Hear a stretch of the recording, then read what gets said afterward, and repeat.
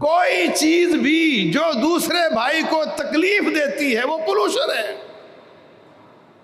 مکان بنایا ماشاءاللہ سے 5 کروڑ کا، اوپر ٹنکی لگوائی، اس کا اوور فلو بازار میں پھینک دیا۔ ٹنکی بھرے گی تو پانی گرے گا بازار میں، اے سی لگایا تو اس کا پانی گر رہا ہے کہاں پر؟ بازار میں۔ کتنے لوگ گھر کو دھوتے ہیں اور روڈ کو گندا کر دیتے ہیں، پانی سڑک پر کھڑا رہتا ہے، روڈ ٹوٹ جاتا ہے، گٹروں کے ڈھکن کھلے ہوئے ہیں، لوگ اس میں گر رہے ہیں، ہڈیاں ان کی ٹوٹ رہی ہیں، 6 مہینے کے لیے اپاہج بن کر بستر پہ لاکھوں روپیہ ان پر لگ رہا ہے، اور جس نے یہ کام کیا اس کو فکر ہی نہیں، کیا اس کو دینا نہیں پڑے گا قیامت والے دن؟ فل لائٹیں کر کے آنے والی گاڑی کو تکلیف دی جاتی ہے،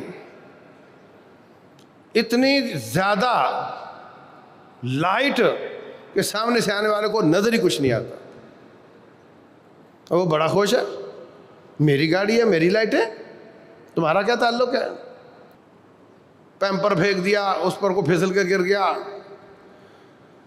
کیلا کھایا، اس کا چھلکا پھینک دیا، اس پہ کو پھسل گیا، بھینس کھڑی کر دی روڈ پر، اس نے دم ہلائی اور سب کے کپڑے خراب کر دیے۔ عجیب کہانی ہے ہماری، عجیب و غریب سوچ ہے ہماری، گاڑی ایسے طریقے سے کھڑی کی کہ کوئی اور وہاں سے گزر نہ سکے۔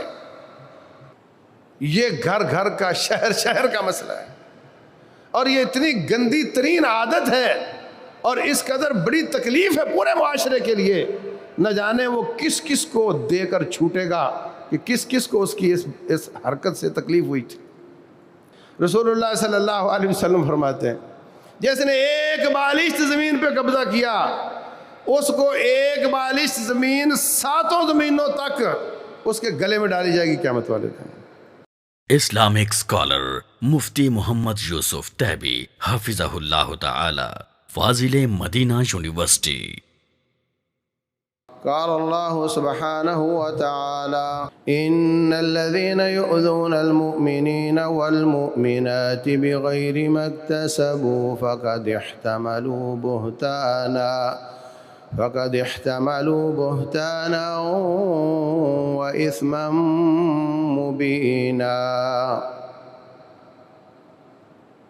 محترم سامعین اور سامعات، دنیا میں انسان رہتا ہے اور یہ فطری طور پر مدنی واقع ہوا ہے، یہ اکیلا نہیں رہ سکتا،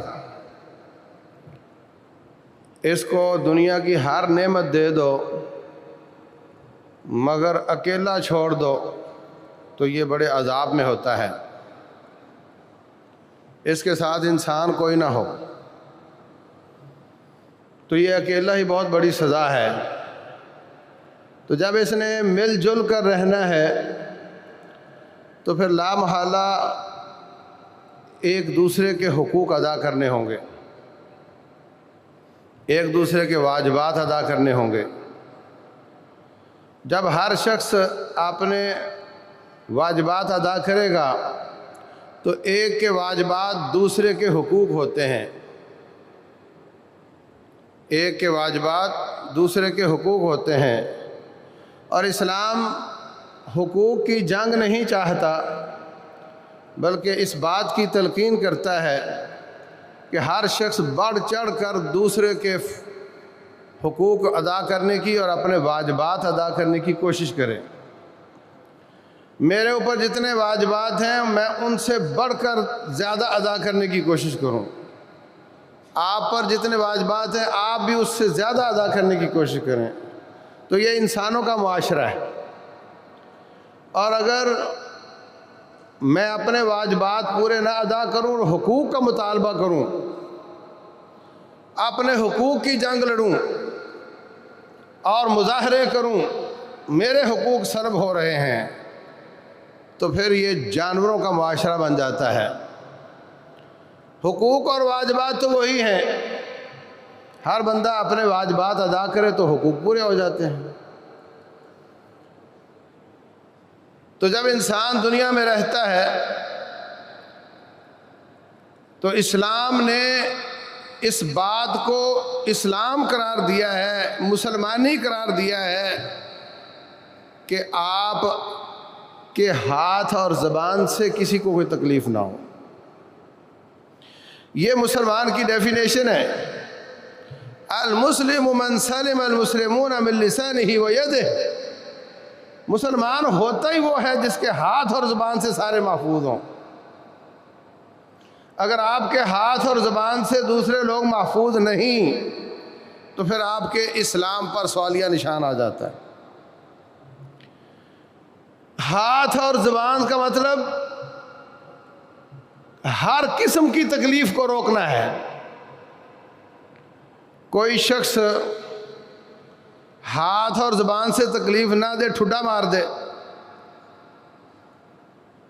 کوئی سر مار دے اس کو، کوئی دانت کاٹ لے، تو یہ معنی نہیں کہ ہاتھ سے تو میں نے کوئی تکلیف نہیں دی نا، اس سے مراد ہر قسم کی تکلیف کو روکنا ہے۔ اللہ فرماتے ہیں ان الذین یأکلون اموال الیتامی ظلما انما یأکلون فی بطونہم نارا۔ وہ لوگ جو یتیموں کا مال ظلم کرتے ہوئے کھا لیتے ہیں وہ پیٹ میں آگ بھر رہے ہوتے ہیں۔ اب کوئی شخص یتیم کے مال سے بل ادا کر دے، کھائے نہ، تو کہے جی میں نے کھایا تھوڑی ہے۔ تو لفظ کھانے کا استعمال ہوا ہے، مراد کسی طرح کا استعمال ہے۔ اسی طرح یہاں لفظ ہاتھ اور زبان کا استعمال ہوا ہے، مراد ہے کسی قسم کی تکلیف دوسرے کو نہ دے۔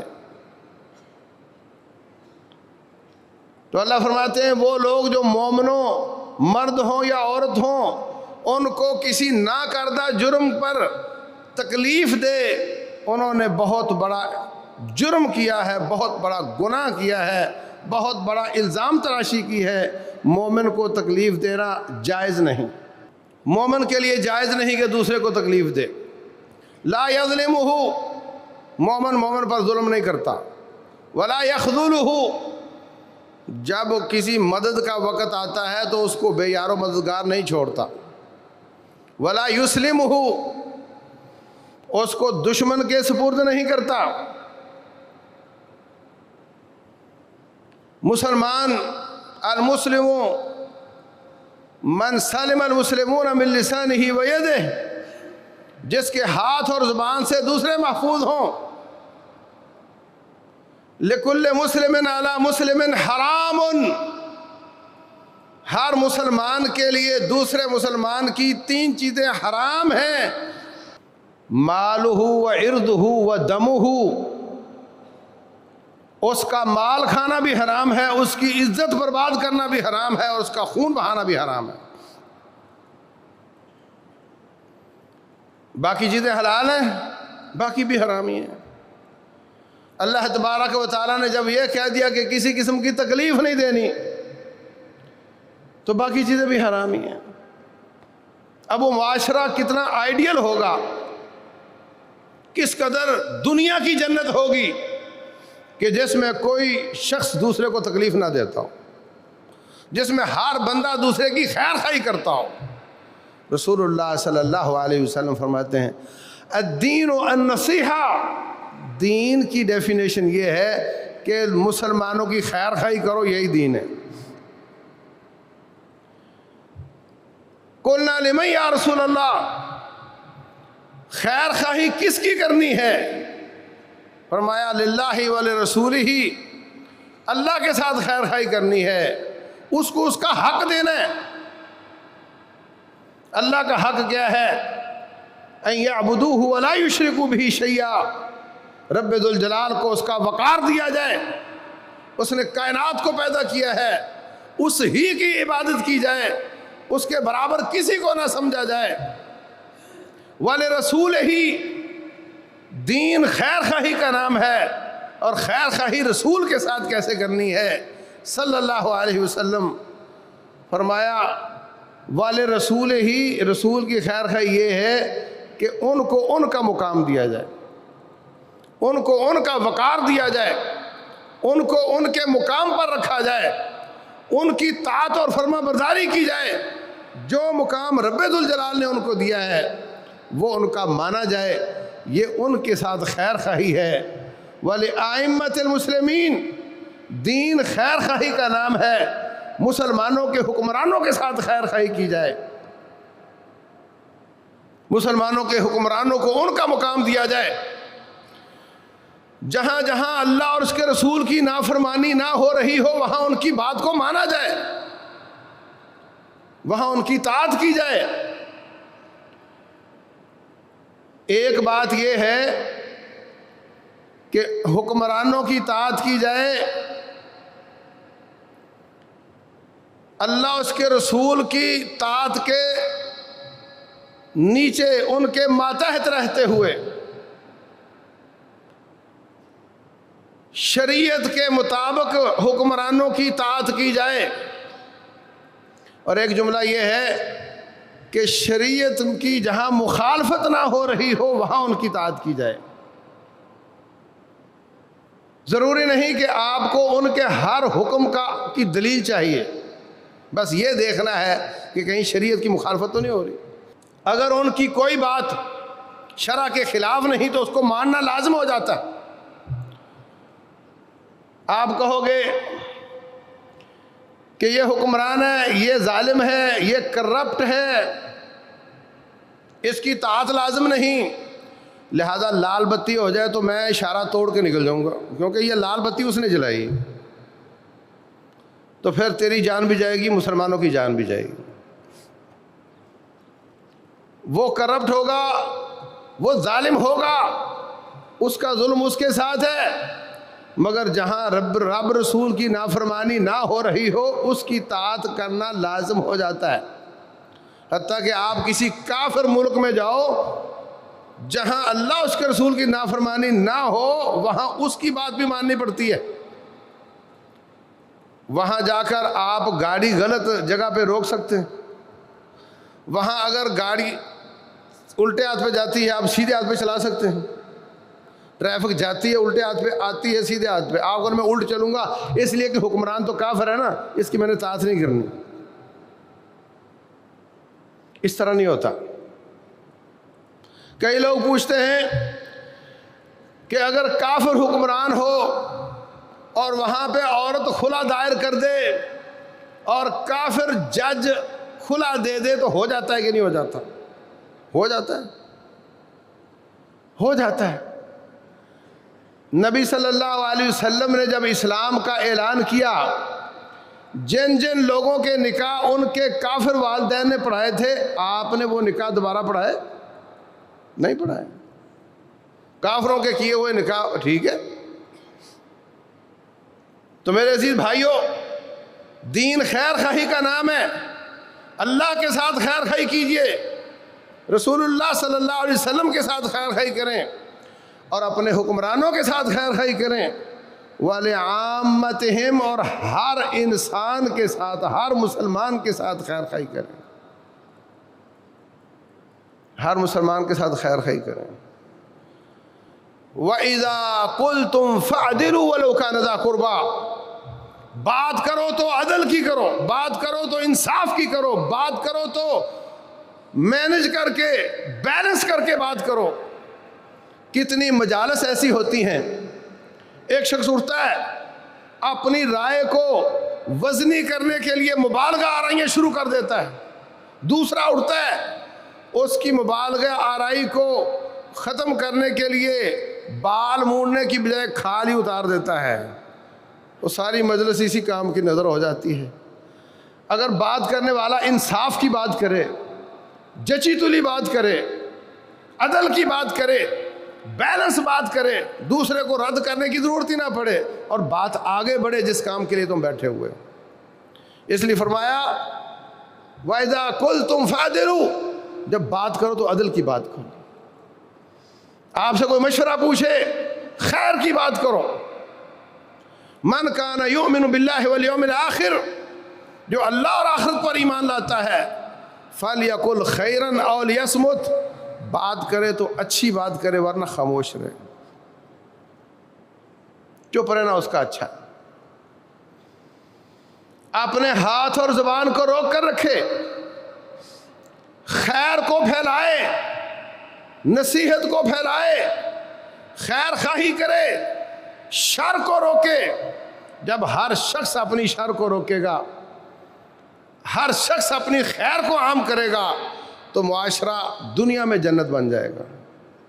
اللہ فرماتے ہیں من عمل صالحا من ذکر او انثی وہو مومن، جو شخص نیک کام کرتا ہے ایمان کے ساتھ، مذکر ہو یا مؤنث ہو، فَلَنُحْيِيَنَّهُ حَيَاةً طَيِّبَةً، ہم اس کی زندگی کو حیات طیبہ بنا دیتے ہیں۔ تو ہم ایک کچرا ہوتا ہے، پولوشن ہوتی ہے مانوی، اور ایک کچرا اور پولوشن ہوتے ہیں حصی، نظر آنے والا۔ میونسپل کارپوریشن کا ٹرک جا رہا ہے، کچرا گر رہا ہے، یہاں گرا، وہاں گرا، وہاں گرا، ادھر سے اٹھایا راستے میں بکھیرتا ہوا جا رہا ہے، آپ کو برا لگتا ہے۔ ایسے ہی بعض لوگ مانوی کچرا پھیلاتے جا رہے ہوتے ہیں، وہ میونسپل کارپوریشن کا ٹرک ہی ہوتے ہیں، وہ بھی اس کو گالی دی، اس کی چغلی کی، اس پر الزام لگایا، کس کو چٹکی کاٹی، کسی کو تھپڑ مارا۔ یہ مانوی قسم کی پولوشن پھیلا رہا ہے۔ کوئی ادھر کچرا پھینک دیا، کوئی ادھر پھینک دیا، ادھر تھوکا، ادھر پھینک دیا۔ اگر سارا شہر اپنا اپنا کچرا کلوز کر لے، سڑکوں پر نہ پھینکے، ہر بندہ اس کام پر لگا ہوا ہو، تو سارے روڈ، سارا معاشرہ آپ کو صاف صاف نظر آئے گا۔ اور اگر ساری آبادی کچرا پھیلانے پہ لگی ہوئی ہو اور حکومت کے چند لوگ اس کو صاف کرنے پہ لگے ہوئے ہوں، تو وہ صاف نہیں کر سکتے۔ یہ کچرا حصی ہے، نظر آنے والا، اور جو مانوی ہے، اگر سارا معاشرہ بد زبانی پہ، بد کلامی پہ، ہاتھ چلاکی پہ آ جائے، اور چند دین کے طالب علم خطبوں میں، درس و دروس میں منع کرنے والے ہوں، تو معاشرہ جانوروں جیسا نظر آئے گا۔ اور اگر ہر شخص اپنا ہاتھ روکے، ہر شخص اپنی زبان روکے، ہر شخص اپنی اولاد کو روکے، اپنے اپنے شاگردوں کو، اپنے اپنی اولاد کی تربیت کرے، تو سارا معاشرہ بہترین معاشرہ بن جائے۔ فَلَنُحْيِيَنَّهُ حَيَاةً طَيِّبَةً، ہم ان کی زندگی کو حیات طیبہ بنا دیتے ہیں۔ بڑے بڑے نیک لوگ، بڑے بڑے سمجھدار لوگ، ہم دیکھتے ہیں کہ اس معنی میں بڑی سستیاں کرتے ہیں، اس معنی میں بڑی سستیاں کرتے ہیں، حصی کچرا ہو یا مانوی کچرا ہو، کوئی چیز بھی جو دوسرے بھائی کو تکلیف دیتی ہے وہ پولوشن ہے، وہ کچرا ہے۔ کیا کرتے ہیں ہم؟ مکان بنایا ماشاءاللہ سے 5 کروڑ کا، اوپر ٹنکی لگوائی، اس کا اوور فلو بازار میں پھینک دیا۔ ٹنکی بھرے گی تو پانی گرے گا بازار میں، اے سی لگایا تو اس کا پانی گر رہا ہے کہاں پر؟ بازار میں۔ کوئی آدمی گزرا، اس کے اوپر پانی گرا، وہ نماز پڑھنے جا رہا ہے، اس کو نہیں معلوم کہ پانی کس طرح کا ہے، یہ ان کے گٹر کا گر رہا ہے یا اے سی کا ہے یا ٹنکی کا ہے۔ اس نے دیکھا پانی گرا ہے، پتہ نہیں کیسا ہے، کس سے پوچھے؟ اس کو ہو سکتا ہے واپس جانا پڑے، جا کر کپڑے چینج کرنے پڑے، اتنی دیر میں اس کی نماز نکل جائے گی۔ کتنے لوگ گھر کو دھوتے ہیں اور روڈ کو گندا کر دیتے ہیں، پانی سڑک پر کھڑا رہتا ہے، روڈ ٹوٹ جاتا ہے۔ بہت آسان ہے، اپنا آپ سیوریج اندر ہی کہیں پہ رکھ لو، وہ کچرا نیچے چلا جائے، لیکن نہیں، سارے گھر کا پانی آئے گا، گاڑی دھوئیں گے یا گھر دھوئیں گے، روڈ پر آئے گا اور چلنے والوں کے کپڑے بھی خراب کرے گا، اور پانی کھڑا رہے گا اور وہ سڑک کو بھی توڑ دے گا، اور اس کو کوئی فکر نہیں ہے، اور اس کو یہ احساس نہیں کہ میں غلط کر رہا ہوں، اس کو احساس نہیں کہ میں کسی کا حق مار رہا ہوں۔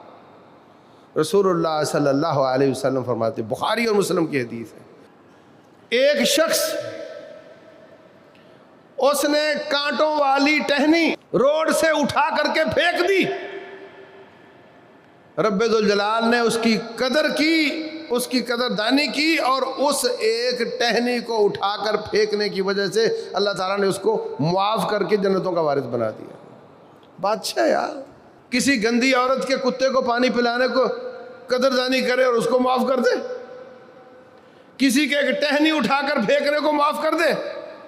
وہ بادشاہ نہ جانے تیری کون سی خوبی اس کو پسند آ جائے، تیری کون سی خوبی اس کو پسند آ جائے. گٹروں کے ڈھکن کھلے ہوئے ہیں، لوگ اس میں گر رہے ہیں، ہڈیاں ان کی ٹوٹ رہی ہیں، 6 مہینے کے لیے اپاہج بن کر بستر پہ لاکھوں روپیہ ان پر لگ رہا ہے، اور جس نے یہ کام کیا اس کو فکر ہی نہیں. کیا اس کو دینا نہیں پڑے گا قیامت والے دن؟ رسول اللہ صلی اللہ علیہ وسلم فرماتے ہیں الایمان بضع و 70 شعبہ، ایمان 70 سے زیادہ لیول ہیں. اعلیٰ لا الہ الا اللہ، اعلیٰ ترین مرتبہ اس کا لا الہ الا اللہ ہے. وَأَدْنَاهَا إِمَاطَةُ الْأَذَى عَنِ الطَّرِيقِ، کم تر درجہ ایمان کا یہ ہے کہ آپ راستے سے تکلیف دہ چیز اٹھائیں اور اس کو دور کر دیں، تکلیف والی چیز کو دور کر دیں. پیمپر پھینک دیا، اس پر کو پھسل کے گر گیا، کیلا کھایا، اس کا چھلکا پھینک دیا، اس پہ کو پھسل گیا، بھینس کھڑی کر دی روڈ پر، اس نے دم ہلائی اور سب کے کپڑے خراب کر دیے. عجیب کہانی ہے ہماری، عجیب و غریب سوچ ہے ہماری. گاڑی ایسے طریقے سے کھڑی کی کہ کوئی اور وہاں سے گزر نہ سکے. کتنی بار اعلان ہوتا ہے نماز پڑھنے کے لیے، نیکی کرنے کے لیے آیا ہے، دوسروں کی گاڑی کے پیچھے گاڑی کھڑی کر کے گیا ہے جناب، کوئی بھی نہیں جا سک رہا. بھی فلاں نمبر کی گاڑی والا گاڑی ہٹائے، ہم نے نکلنا ہے وہاں سے. کیا یہ تکلیف نہیں ہے؟ روڈ پر غلط پارکنگ کر دیتے ہیں. کچرا دان موجود ہے، اس میں نہیں ڈالیں گے، سائڈ پہ پھینکیں گے. کچرا دان موجود ہے، بعض معاشروں میں، بعض سوسائٹیوں میں وہ گھر سے لینے کے لیے بھی آتے ہیں، مگر نہیں، اس نے اس کو وہ پاس سے جانے والا جو سیوریج ہے اس میں ڈالنا. یہ گھر گھر کا، شہر شہر کا مسئلہ ہے، اور یہ اتنی گندی ترین عادت ہے اور اس قدر بڑی تکلیف ہے پورے معاشرے کے لیے. نہ جانے وہ کس کس کو دے کر چھوٹے گا، کہ کس کس کو اس کی اس حرکت سے تکلیف ہوئی تھی. اللہ اکبر. رسول اللہ صلی اللہ علیہ وسلم فرماتے ہیں میں نے جنت میں ایک شخص کو دیکھا، وہ جنت میں مزے لے رہا تھا. یہ مسلم شریف کے لفظ ہیں. پتہ چلا کہ اس کی نیکی یہ تھی کہ یہ راستے سے تکلیف والی چیز ہٹا دیتا تھا.